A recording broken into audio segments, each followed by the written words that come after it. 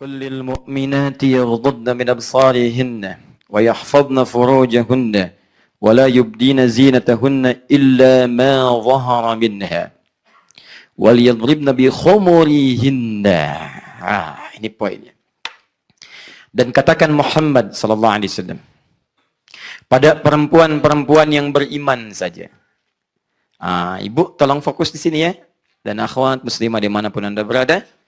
Kalau ada ayat Quran berisi perintah ditujukan dengan kalimat iman, artinya bukan cuma perintah nilainya, tapi iman kita dipertaruhkan di situ.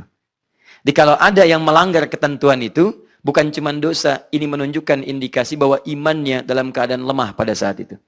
Ingat baik-baik ya, ini patokannya. Kalau ada ayat Quran dibuka dengan kalimat iman, maka informasi di ayat itu sekaligus menunjukkan indikator tingkat keimanan kita. Misal, kalimat iman pertama di Quran disandingkan dengan salat. Quran surah kedua ayat ketiga. Alladzina yu'minuna bil ghaib wa yuqimunas shalah. Salat disandingkan dengan iman. Artinya, penegakan salat, pelaksanaan salat sekaligus jadi indikator tingkat keimanan kita. Kalau Anda sedang semangat salat, berangkat ke masjid, jamaah, saf pertama, tandai teman-teman, iman Anda sedang kuat. Anda mau tahajud saat orang nonton bola, Anda tahajud. Saat orang sibuk, Anda duha. Saat orang sibuk di luar, Anda ke masjid. Itu tandanya iman Anda sedang menguat di situ. Tapi kalau kira-kira dalam ada kondisi Anda malas ke masjid, malas bangun, senang dengan lawannya, itu menunjukkan iman sedang bermasalah.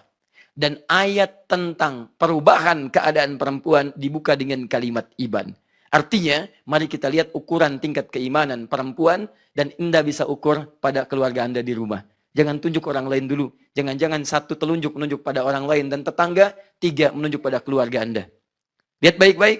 Wa kullil mu'minati. Katakan pada perempuan-perempuan yang masih merasa punya iman. Lihat, yaghdudna min absarihinna. Jaga pandangannya. Dia hanya boleh melihat yang baik-baik saja. Satu.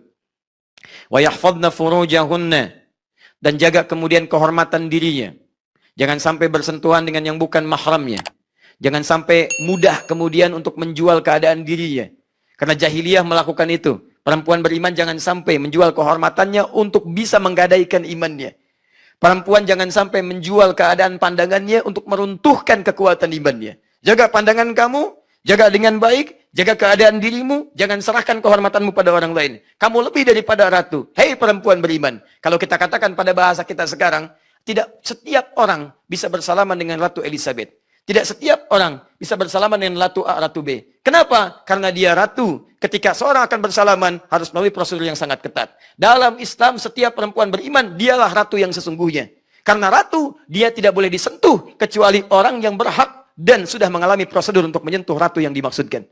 Jadi kalau nanti ibu misalnya, atau akhwat-akhwat sekalian, ada dalam satu komunitas, tiba-tiba seorang laki-laki nyosor pengen salaman, katakan, saya ratu, Anda siapa? Masya Allah. Lalu dia katakan, saya raja. Misalnya, baik, tapi raja yang belum melewati prosedurnya. Tapi kan namamu sudah tertulis di hatiku, tuliskan di buku nikah. Bikin status. Baik. Ya, bikin status. Jangan cuma keterangan cepat, bohong-bohongan. Kalau ada pria-pria ngasih keterangan cepat, tapi isinya bohong-bohongan, pria itu pria? Udah. Dapat kosakata baru subuh ini. Luar biasa. Apalagi kalau sudah kecebong pakai sepatu biru, gak bisa apa-apa, itu yang repot. Sudah. Lihat sini. Kita pembahasan, bukan masalah lain. Awas, hati-hati. Itu urusan yang lain. Teman-teman, sudah lihat sini. Fokus. Turunlah ayat ini untuk menutup yang tidak boleh terbuka. Perhatikan baik-baik.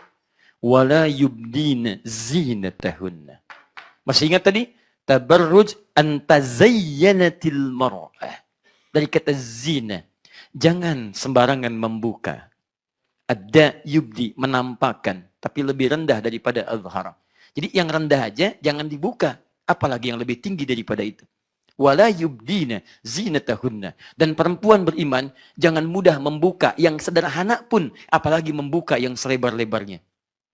Tahan. Jangan sembarangan dibuka. Illa ma zahara minha. Kecuali memang yang boleh dan biasa terbuka. Illa ma zahara minha. Jadi perempuan lewat ayat ini Tadi dituliskan aurat, suatu yang terbuka. Diminta oleh Allah menutup auratnya, kecuali kemudian boleh yang terbuka karena interaksi keseharian yang terbiasa nampak. Jadi tertutup, tutup dengan tirai supaya tidak kelihatan nampak.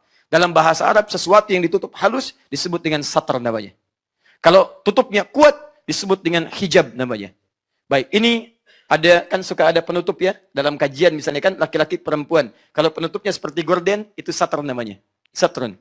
Kalau penutupnya dari triplek yang sama sekali nggak nampak kesananya, ya kasar misalnya begini, itu hijab namanya. Perhatikan bahasa-bahasanya. Satrul aurat, bukan hijabul aurat. Kalau hijab pakai triplek. Wah, kalau sarung tangan dari triplek gitu kan. Masya Allah luar biasa. Pakaian dari triplek. Kepalanya topeng baja. Misal kan. Nah itu hijab namanya. Kalau ini satrun, perhatikan detil diksinya tuh pas banget. Jadi kalau ini bukan perkataan-perkataan yang memang sudah muncul dari nilai kefasihan, mustahil akan hadir di sini. Satrun. Disatukan dengan aurat, muncullah istilah di sini dengan satrul aurat. Ayat pertama turun di Quran adalah ayat yang menjaga kehormatan perempuan, satrul aurat, mencegah dan menutup segala yang tidak boleh tampak. Satrul aurat.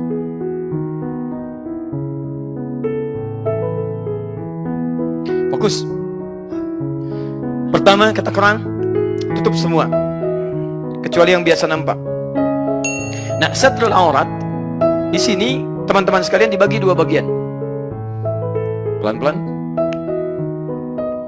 Satrul aurat nanti auratnya dibagi pada dua bagian. Pertama ada aurat satrun. Aurat satrun, aurat yang ditutup. Jadi memang normalnya mau dilihat orang mau tidak tutup. Tutup. Karena ada hal yang tidak nampak yang biasa ditampakkan jadi nggak enak. Harusnya memang nggak boleh tampak. Misal dari batas pusar sampai dengan ke bawah. Ada orang nggak ada orang tutup.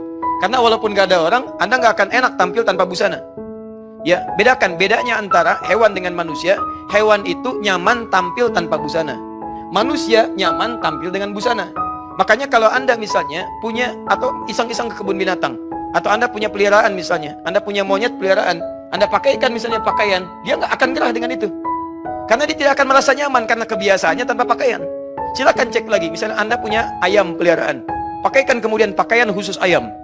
Dia akan gelisah karena merasa tidak nyaman. Mau berkokok, kehalang. Mau gerak, kehalang. Karena biasanya tidak berbusana. Begitu binatang dikasih busana, jangankan Andanya, hewannya pun nggak akan nyaman. Jelas ya?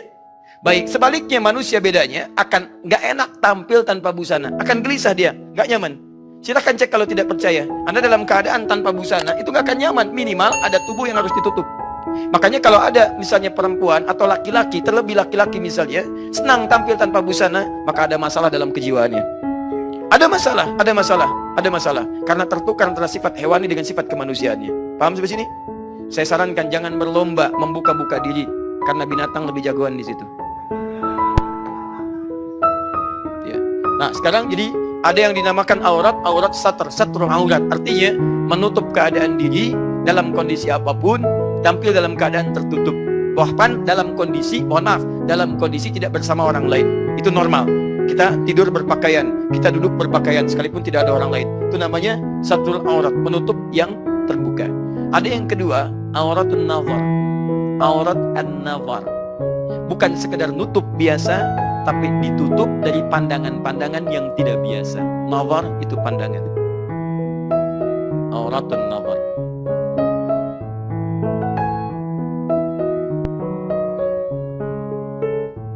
Sudah? Nah, fase pertama, wala yubdina zinatahunna illa ma dhahara minha. Jangan tampakkan, jangan tampilkan kecuali yang biasa nampak. Biasa nampak itu ada kalinya sendirian, ada kalanya kemudian di hadapan orang banyak. Kalau sendirian, tutup, jangan berlebihan, jangan dibuka semua. Kalau di hadapan orang yang banyak, silahkan Anda tutup dengan baik. Dan ada yang nampak yang biasa dilihat. Tapi hati-hati kata Quran, ada yang kedua isyaratnya. Auratun nazar, yang terbiasa orang menelisik untuk melihat itu lebih dalam. Maka dalam konteks inilah kemudian Quran menurunkan kalimat selanjutnya untuk membatasi yang biasa diamati oleh orang lain. Wajah, bagian kepala, kadang-kadang ingin lihat ini siapa dia, ini siapa, ini itu dan seterusnya. Maka turunlah kemudian wal yadribna bihumurihinna. Hei perempuan, itu rambut kamu sering diamati, bagian kepala kamu sering dilihat, bagian leher kamu sering nampak kelihatan sehingga jadi tertarik sebagian orang. Mulai hari ini tolong tutup itu dengan kerudung. Wal yadribna bi khumurihinna. Turun ayat kerudung. Tutup. Kerudung. Ya. Lihat fasenya, lihat fase awalnya. Tidak langsung kemudian pakaian menutup keseluruhan terlebih dahulu. Kerudung. Tapi tidak sampai dengan kerudung saja, karena ada kalimat juyubihinna, sampai ke batas bagian tubuh. Tubuh bawah artinya menutup leher. Jadi yang diminta oleh ayat ini bukan sekedar kerudung bungkus, bukan. Anda tahu kan, kalau misalnya ada barang dibungkus, bungkus, jadi gitu kan? Tidak, ini bukan cuma bungkus, bedakan bungkus dengan tutup. Kata Quran, tutup dengan kerudung sampai melewati lehernya. Minimal pada batas tubuh. Jadi awal-awal pakai kerudung, leher jangan kelihatan. Jadi jangan sampai kemudian kerudung dipakai begini, lehernya nampak begini misalnya. Jelas ya? Nah ini fase awal ayat pertama turun. Saya bacakan satu keterangan yang sangat baik sekali. Saya simpulkan di sini. Ini pada hadis riwayat Al-Bukhari. Nanti teman-teman saya coba titipkan di ke panitia. Jadi nanti bisa dikopi oleh teman-teman sekalian di kesimpulan 4 mazhabnya. Nanti saya bacakan di akhir ya. Baik, saya langsung bacakan. Lihat di Al-Bukhari nomor hadis 4759. Ya, saya bacakan hadisnya. Lamma nazalat hadhil ayat wal yadribna bi khumurihinna ala juyubihinna. Ketika turun ayat ini tentang kerudung tadi, akhadna uzrahunna fashaqqahunna min qabal hawashi fakhtamarna biha. Maka ketika ayat itu turun, semua perempuan-perempuan beriman ingin membuktikan keimanannya di hadapan Allah. Maka mereka berebut mencari kain-kain yang mungkin didapatkan. Bahkan disebutkan di sini min qibalil hawashi, tidak sedikit dari orang yang perempuan yang merobek kain selimutnya hanya untuk sekedar membuktikan imannya di hadapan Allah Subhanahu wa taala. Anda bayangkan sifat orang-orang beriman pada masa itu. Begitu turun ayat, nggak nanya, kok ditutup ya? Ya. Kok begini ya? Ya. Kok begitu ya? Ya. Baik teman-teman, tiba-tiba apa yang terjadi? Yang jadi pertanyaan mereka hanya satu, apakah keimanan saya benar diakui oleh Allah Subhanahu wa taala atau tidak? Maka mereka berlomba membuktikan keimanannya. Bukan masalah kerudungnya, bukan masalah kerudungnya, tapi masalah imannya, itu poin pentingnya. Ya, itu yang penting, saya dapat pengakuan dari Allah. Mau kerudung begini, kerudung begitu, itu persoalan yang lain. Maka ada yang merobek selimutnya, ada yang merobek spraynya, ada yang merobek kainnya. Demi apa? Demi membuktikan keimanan di hadapan Allah Subhanahu wa taala. Zaman dulu nggak punya kerudung, robek selimut. Zaman sekarang kerudung apa model yang tidak ada? Kerudung apa? Sekarang terbentang. Zaman dibebaskan dari keburukan, dilindungi kehormatan, semua mencari barang untuk membuktikan keimanannya. Sekarang barang semua terbentang, dan tidak ada alasan bagi perempuan-perempuan beriman untuk menghindari nilai-nilai yang seperti itu. Teman-teman sekalian, saya kembalikan. Jadi mereka kemudian pakai itu untuk menutup bagian kepala sampai dengan ke bagian lehernya. Jelas sampai sini? Subhanallahi 'adada ma khalaqa fis samaa.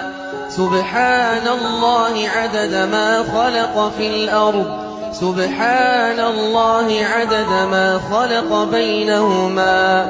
Subhanallahi wa bihamdihi.